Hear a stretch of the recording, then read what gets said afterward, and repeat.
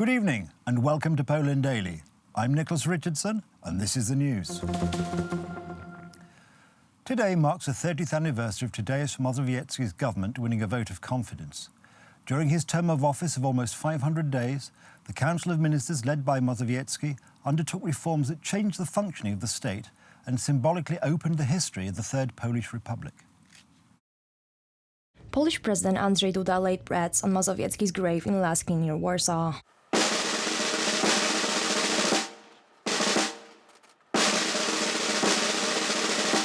On September 12, 1989, the Sejm of the Polish People's Republic appointed Tadeusz Mazowiecki to the post of the first non-communist Polish prime minister after the end of the Second World War. According to the opposition, this was a groundbreaking period.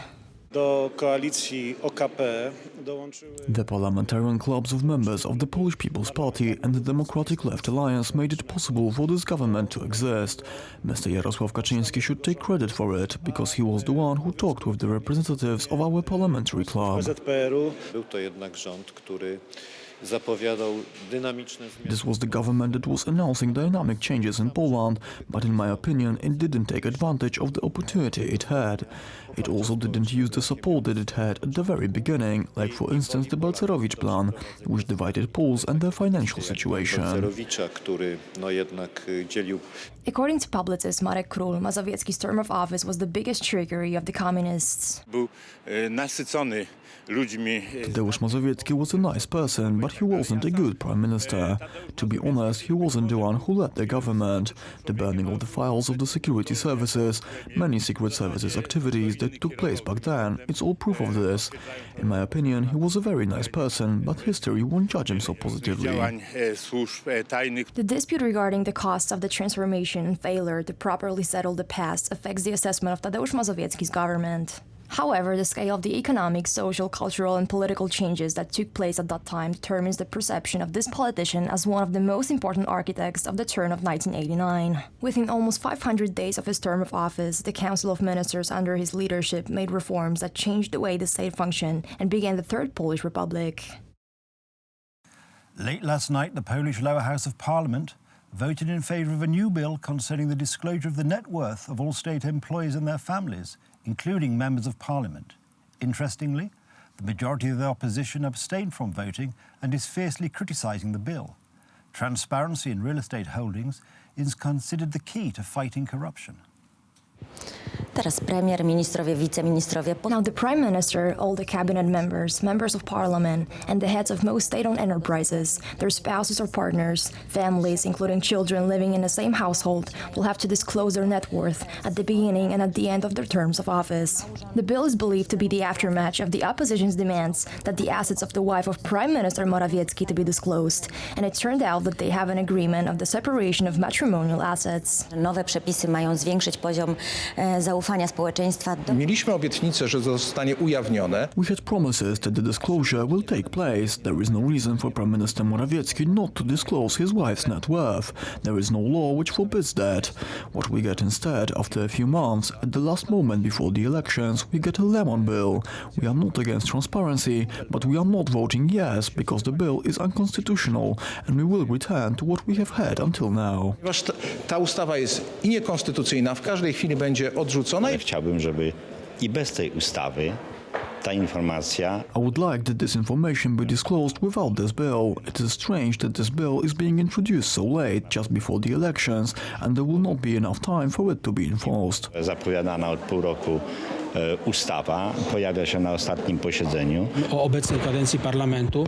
During the present term of office, we had the previous disclosure law, and it just ended with the requirement of filing the end-of-term disclosure statement last Monday night, September 9th, 2019. We did that as MPs, and the matters regarding this term of office are closed. This bill has to do with the next term of parliament. We hope that the Senate will approve this bill soon, and the President considers it before the new term starts. We frankly do not know what the President Parliament will do. He has a right to sign it or veto it. Hopefully, we will see his decision before the official start of the session of the new Parliament. Ma określone 3 możliwości. Jeżeli ustawę uchwali Senat, a następnie podpisze ją prezydent, If the Senate approves the bill and the President signs it, the assets of politicians and their immediate family members will be disclosed to the public. w praktyce oznacza, że ustawa zacznie obowiązywać najpewniej po wyborach parlamentarnych. Professor Alexander Nalaskowski, a renowned scholar in education, has been suspended from his professorial duties for 3 months by the authorities of the University of Torun. The rector of the university caved in under pressure from the LGBT community, which didn't like Professor Nalaskowski's article on the so-called equality marches. Professor Nalaskowski first found out about the university's decision from the media and hadn't received an official letter from the rector until Wednesday. As he says, he doesn't want to comment on the matter since it's between him and the school. He also added that he was ready for the consequences when he published the article. I wrote more than 20 books. One could assume that I know how to write. What I witnessed during the Equality March in Białystok was impossible to describe in any other way. I used harsh words, but that's how it was. I was pushed to the side by armed police, while behind them marched people carrying symbols dear to me that were ridiculed and twisted.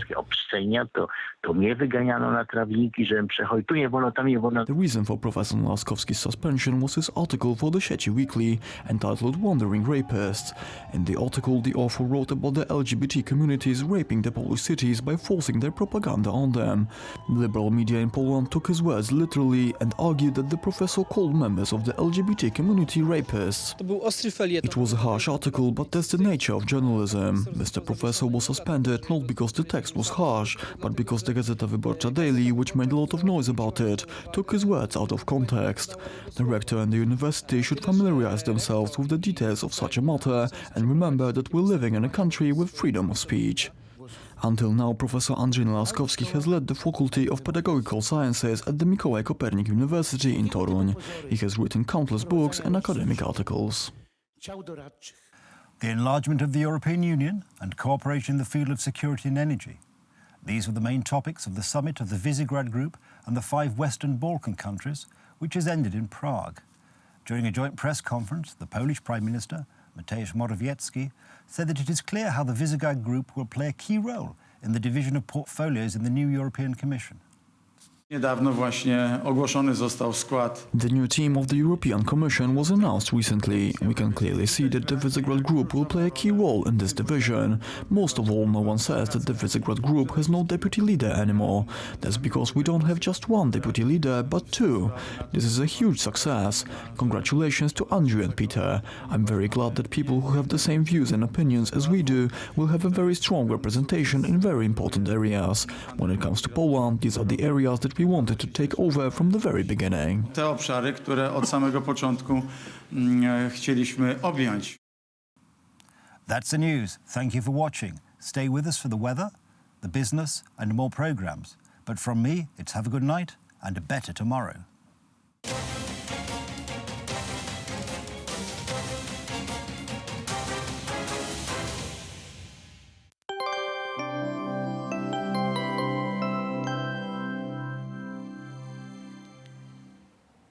I'm Aleksandra Zarzycka and welcome to Poland Daily Weather. Let's take a look at the forecast for tonight. It will be a quite warm night across the country with temperatures ranging between 9 degrees in Zielona Góra to 12 degrees in Lublin, Gdańsk and Koszalin. Cloudless sky is expected in most regions. And now over to tomorrow. Very pleasant weather is expected on Friday with little rainfalls on the north and on southern Poland. Temperature will grow up to 24 degrees in Kraków. The minimum temperature will be 17 in Olsztyn and in Koszalin. In most regions we will see a lot of sunlight. The pressure will rise. Let's take a look at the forecast for the following 3 days. On Saturday, temperature will drop and will hover between 16 to 19 degrees. Sunday will be a rainy day all over Poland with lower temperature ranging between 15 and 17 degrees. On Monday, weather will improve. Temperature will rise to 21 degrees. Thank you for watching and goodbye.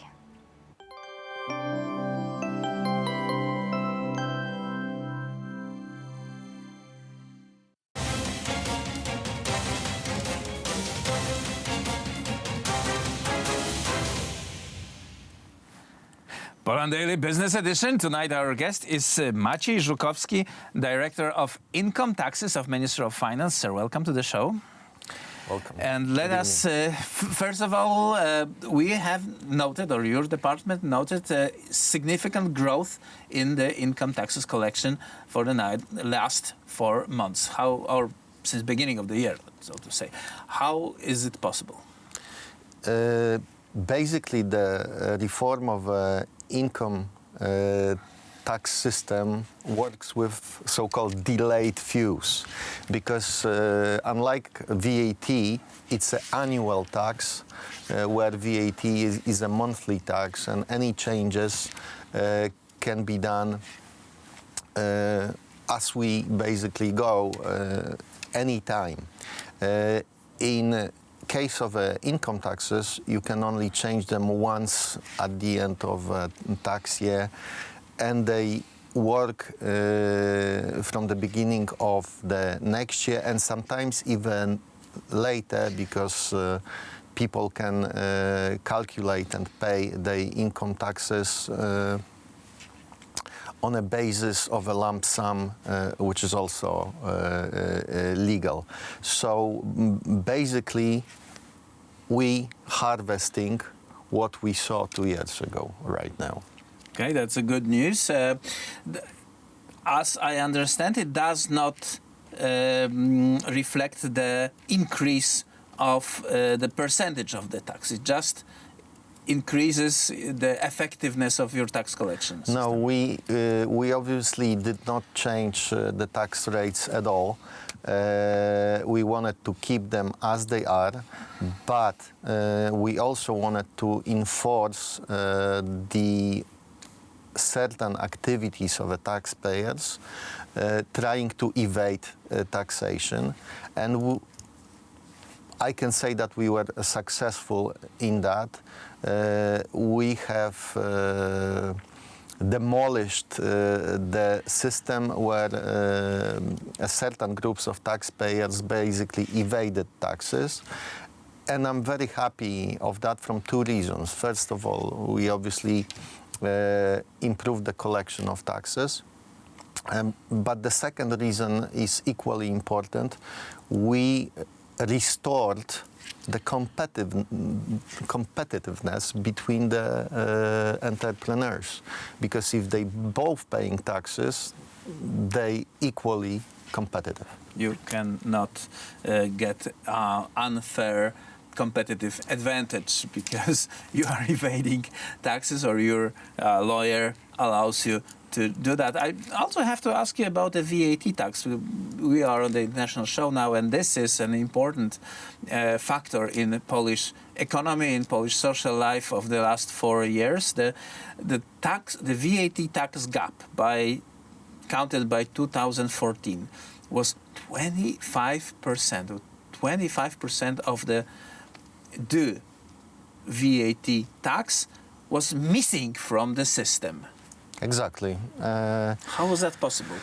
Well, I'm astonished as you are, especially that me and my friends from VAT joined less than 3 years ago to change that situation. We came with the new government and we decided to maybe not to close that gap, but to push it thin as much as we can. And I think we succeeded, given that even Brussels shows Poland as the example how to fight with a VAT gap. So we, on behalf of my friend, I'm very happy. Okay, well, in the numbers, that was over 250 billions of Polish zlotys. That's roughly about a state budget for a year. That was stolen. That's an incredible number. Yeah. Again, I'm astonished as you are. The only question is whether somebody have planned it, or which is a crime, or was so incompetent that he didn't see that? That's a question to be. There is a parliamentary committee that is following and finding the clues. And first of all, we had a system that was designed to the tax evasion on VAT, and second of all, we have like no punishment for those who didn't pay this VAT. Can we say what the Polish government did to curb that crime? Yeah, I had the similar impression that the enforcement forces were kept on the leash during the previous government.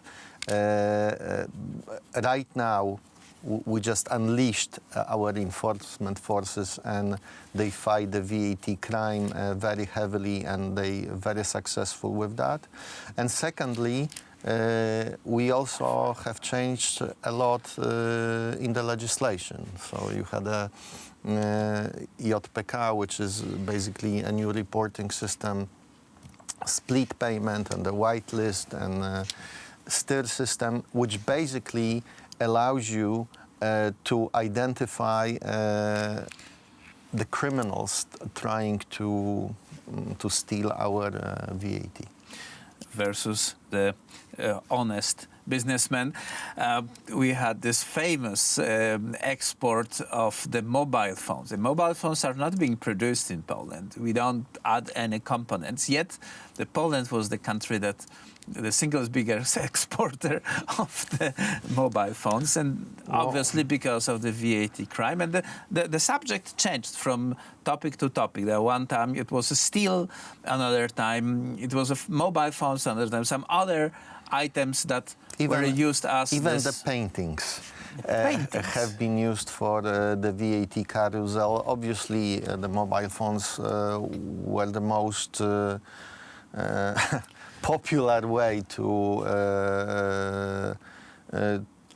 actually steal VAT through the multiple transactions, whereas someone did not pay that VAT. Good news is that this is over, and those guys will be brought through justice this way or another. Maciej Żukowski, Tax Department Director of Ministry of Finance, was our guest, sir.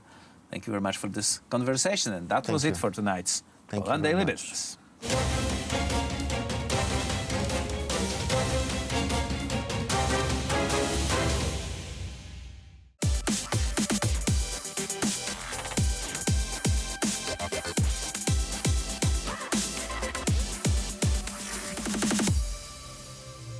Good day, everyone. My name is Maria Kądzielska, and this is Poland Daily Culture.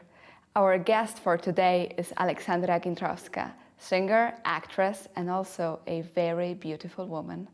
Ola, thank you for being with us. Hi, and thank you. I'm really happy to be here. But before we dig up all Ola's artistic secrets, let's listen to one of her songs.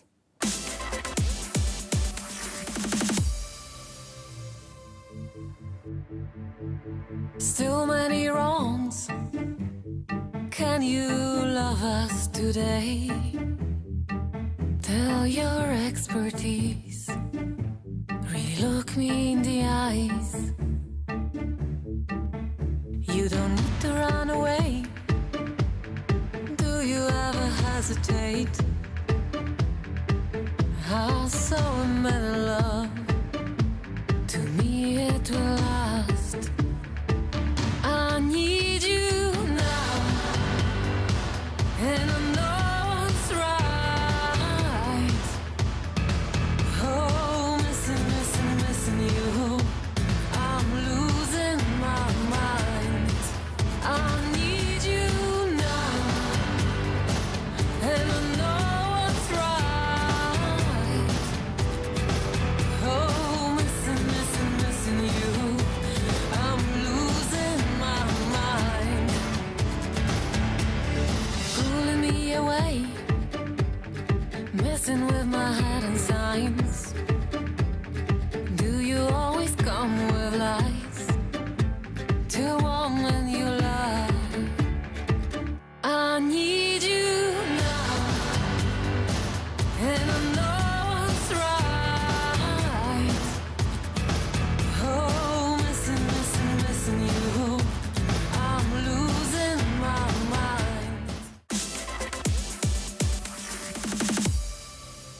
Ola, you're a singer and an actress. In which of those roles do you feel the best? Well, actually, it's kind of hard decision because I love both. It's kind of my hobby that I get to work as. So in some parts, I put more time into acting and then into singing, but I decided to combine both. And I feel like it's something not difficult, and I love doing it. So it's hard for me to just pick one. I decided to do both. You're a professional singer. Usually actors and actresses add this additional value to their performing, which is singing. Let's take examples of many American actors like Wolverine or Zac Efron even. I mean, those people can act, usually, but they also can sing very nicely. It's challenging. How do you put both together?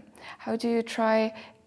Are there moments when you just say, oh, this acting goes so badly, I should go to singing, or just I'm fed up with singing, let's just focus on being an actress? Of course, there are days where I feel like, oh, this is not going the right way. I don't feel I have this, mood for acting, or I feel like this song is not going well. Maybe I should change my type of music or different songs. I think everyone gets days like that, even in normal jobs, I would say.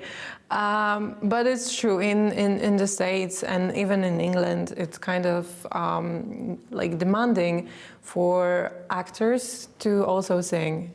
It's also very valuable. But I feel like almost every actor in States is able to sing. Like, we get to see new movies, musical movies, and we get to see actors who we thought that they couldn't sing, and now we see that they are able to sing. So this is like very surprising, but it's very demanding in States. In Poland, I feel like it's getting more popular now to have actors who are also singers. And since we're talking already about England, you studied in Kingston, yes, next to London. And how does education, British education, changed you, and what we Poles can learn for Brits? Well, it was a great time for me in the university time. I've learned a lot. England kind of gave me an open mind. I became more open to different countries, different people, because in my studies, they were not only English people, but there were a lot of people from Spain, Germany, Italy, all over the world, I would say. Even from my best friend was from Dubai. Yeah, so that was actually funny.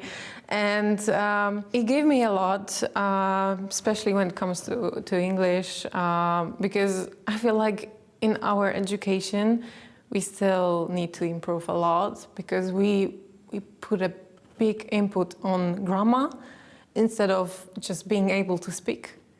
And then very often people are finishing high school and they're like, okay, I understand everything, but my way of speaking and my ability is lacking a lot.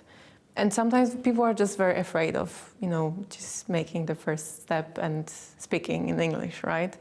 So that gave me the freedom of speaking, I would say, but also ability to act in English, because we did a lot of, reading in English literature.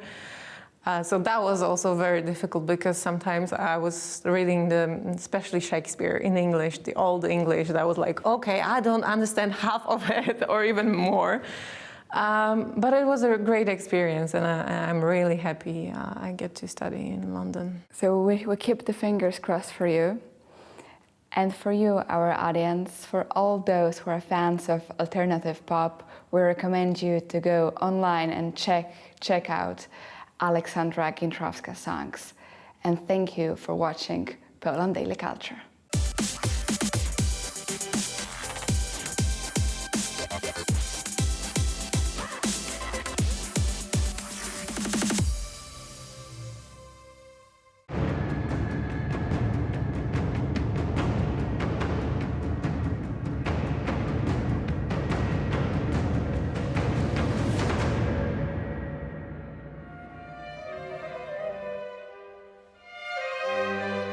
This is the story of a remarkable woman.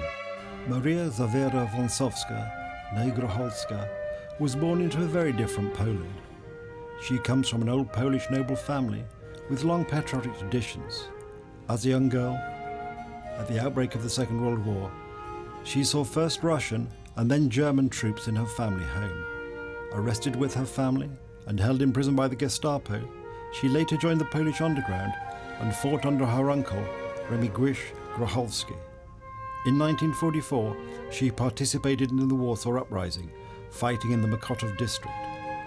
In this program we hear, in her own words, the remarkable story of her life during those dark days, culminating with her heroism during the Warsaw Uprising, for which she was awarded one of Poland's highest military medals.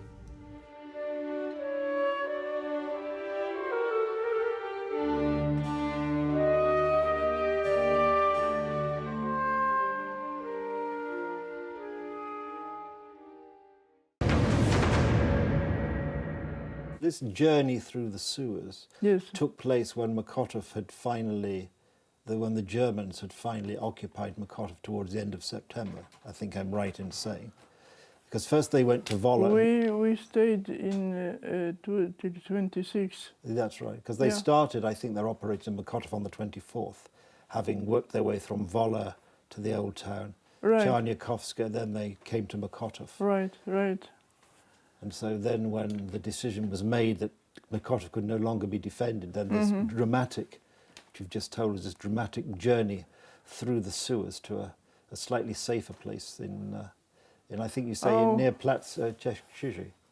Well, it was especially for me funny because I had the hair long like that on my head here. So in the sewers, when in this water thing, I put furażerka, how is it, military cap like I put on like that. I was looking terrible probably. Coming to the hall where we came out of these sewers, I thought to be looking better, and I took that in this position to be, I am not from over there, I'm here. It's remarkable, yes. That you could think about that. I mean, it's strange, isn't it? Despite there being all this chaos and destruction, and that you still have time to think about something more pleasant. How do I look? I don't know. It's a funny thing. And then, of course, I think it's at that point in the Warsaw Uprising, just before the final surrender on the 3rd of October, the Germans had slightly changed their policy in that they decided they wouldn't shoot or kill everybody. There would be a possibility for people to leave to a camp in Pruszków. On the other side of the sewers, my uncle was over there with his entourage, and they had, the Germans came, they took them, and they took to walk to Piaseczno. It was under, close to Warsaw. Yes. So they have been not free, but they walked out, and okay. So at least they were living when they were taken, which was a. They don't realize who was there. No, well that's another thing to be thankful for. No. We, our 6 girls, we have been together. Coming out of the sewers, we came inside of the house, who exists still. We have been on the floor sleeping and relaxing because it was after these 14 hours without food, without, anything. Yeah. And suddenly there was a man coming who volunteered to go to the sewers to search for those who stayed. They couldn't exist anymore. So me, of course, what would you do? Well, exactly. That's very brave of you. No, I was feeling okay. I was feeling okay, and the people that were staying in the sewer, you know, so they took me, and with lieutenant we have been going down, and first on the nice sewers that you can walking straight. And then we came down to the enormous storm drain. Enormous. And we took, there was a man, but he was more dead already. Enormous guy. So we had to take him, you know, and you couldn't go folding like that, so up. Oh my God. And going through some things that are over in the sewer, sometimes there was something going on the other way. So when we were taking him over there, his lungs and stomach made some noise. Ooh, ooh, ooh. You know, Yeah. And in this moment, we thought that maybe he's alive, but that was just the noise from going the air. Going in, yes. Yeah.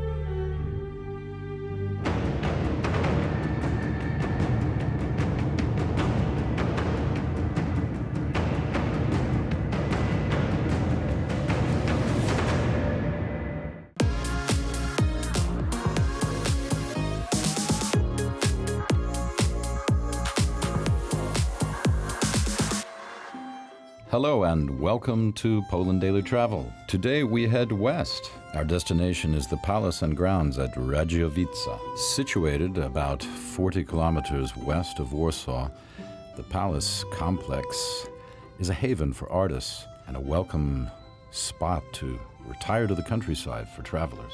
It's a complex of classical residences surrounded by a park. And it's been a cultural center since 1965. The Radziowice family first built the castle in the 1500s. During the palace's heyday, it was a residence to various kings of the Polish-Lithuanian Commonwealth. During the 17 and 1800s, the Kraszynski family gave the complex its present look. And currently, the castle and the complex are visited by writers, columnists, actors, filmmakers, musicians, and visual artists. So come along and let's take a look at the Radziowice Castle, Palace, and Grounds. The weather's perfect. Let's go for a walk. And watch Poland Daily Travel. We're glad to be here for you. Hello, everybody, and welcome back. I'm standing here in the beautiful gardens of the palace at Radiowice, and I'm talking to Zuzanna Milewska, who is an assistant to the director of the place, Miss Ewa Witrążek. Very good. I want to make sure I hear you say it first so I don't make a complete mess of it. Witrążek. Yes, it's Is correct. that close? Yeah, Yes. okay. Who is very nice to let us come and talk to you and film here. We appreciate it. A little bit about the history of the place, because it's got a long history. It's been a palace here for about 500 years, isn't it? Yes, that's correct. Yeah. Could you give us a little rundown of the history? Yes, the first owner of this place was the Radziowscy family. That's the name of this village. Radziowscy. Radziowscy and Radiowice. Radiowice, okay. And the small river in this place is called used to be called Radziówka. Okay. Right now it's different name, but the Radziówka, Radiowice and Radziowscy. The first building which Radziowscy built in this place, it was 15th century. What's the name of the family? Radziowscy. Radziowscy. Radziowscy. Hence the name Radiowice. Yes, that's correct. Okay, and what happened, how long were they here, and what were they up to? Radziowscy lived in Radiowice for about 300 years. It's a long time. Isn't Yes, it? they One were place.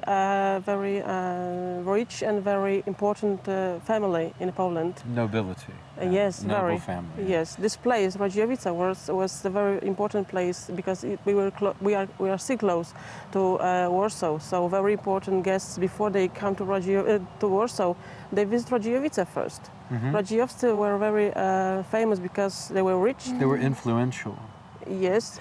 It's interesting what you said to me, which is this place was a place where people would come before Warsaw. Yes. It was known as a place to be, whereas now it's kind of a secret place. People don't really know about it that much. I mean, if you're in the arts community, of course you do. And I know it's run by the culture department of the government. But tourists probably don't know about this place too much.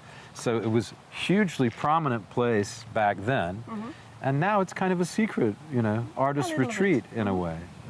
I just stumbled upon it myself. It was almost by accident that I ended up driving here back last autumn. You see, yeah. So it was a very prominent. What happened? A prominent place for 300 years with the Radziowscy. Radziowscy family.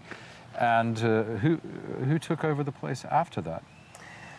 This place for about 100 years was given by many families. Oh, it switched yes. over and over? Unfortunately, during this time, Poland was cut by the partition time. Yes. Yeah.